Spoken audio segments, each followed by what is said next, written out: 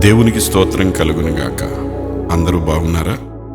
మనలో అహంకారం, గర్వం ఉన్నప్పుడు ప్రతి విషయానికి ఊరికనే తొందరగా నొచ్చుకుంటూ జరుగుతుంది. ఇటువంటి వారు శాంతిగా, నెమ్మదిగా ఉన్న పరిస్థితులను నాశనం చేస్తారు. యేసును అనుసరించాలి అనుకునే కొత్త వారికి అడ్డుబండలవుతారు. ఆహాన్ని తృప్తిపరచుకోవడమే జీవితంలో మనకు ప్రాముఖ్యమైతే, గౌరవ ప్రేమాభిమానాల కోసమే ప్రాకులాడితే యేసుక్రీస్తు యొక్క రాజ్యములో ప్రవేశించలేం. జీవించువారు ఇక మీదట తమ కొరకు కాక తమ నిమిత్తము మృతి పొంది తిరిగి లేచిన వాని కొరకే జీవించుటకు ఆయన అందరి కొరకు మృతి పొందినని నిశ్చయించుకొనుచున్నాము. అనగా మన జీవితంలో అహంకారాన్ని విడిచిపెట్టి ప్రభు కొరకు మనం జీవించాలి. అప్పుడే నూతన ఆత్మలకు, క్రీస్తును ఎరగని వారికి మనం మార్గదర్శకులం అవుతాం.